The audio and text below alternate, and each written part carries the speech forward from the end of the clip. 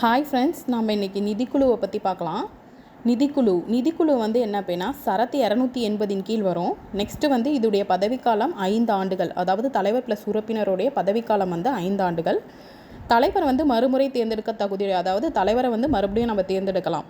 Next அவருடைய தகுதிகள் பற்றி அரசியலமைப்பில் சொல்லலை. தகுதிகள் பற்றி அரசியலமைப்பில் கூறப்படவில்லை. தலைவர் வந்து என்னென்னா அந்த நிதிக்குழுவில் பொது அனுபவம் உடையவராக இருக்கணும். 4 உறுப்பினர்கள், அந்த 4 உறுப்பினர்கள் இருக்காங்கல்ல, அதில் வந்து முதல் உறுப்பினர் வந்து என்னவாக இருக்கணும்னா உயர்நீதிமன்ற நீதிபதியாக இருக்கணும். முதல் உறுப்பினர் உயர்நீதிமன்ற நீதிபதியாக இருக்கணும். 2வது உறுப்பினரும் 3வது உறுப்பினரும் நிதி மற்றும் அரசாங்க கணக்குகள், அதாவது நிதி விவகாரங்கள் தொடர்பான பொது அனுபவம் உடையவராக இருக்கணும். 4வது உறுப்பினர் வந்து பொருளாதாரத்தில் சிறந்த அறிவுடையவராக இருக்கணும். அது வந்து ரொம்ப முக்கியம். 4வது உறுப்பினர் வந்து பொருளாதாரத்தில் சிறந்த அறிவு உடையவராக இருக்கணும் அப்படின்னு சொல்கிறாங்க நிதிக்குழுவில். நெக்ஸ்ட்டு வந்து 16வது தலைவர் யார் அப்படின்னா அரவிந்த் பனகாரியா. நிதிக்குழுவுடைய 16வது தலைவர் இப்போ வந்து அரவிந்த் பனகாரியா. நெக்ஸ்ட்டு வீடியோஸில் நம்ம அரவிந்த் பனகாரியா பற்றி பார்க்கலாம்.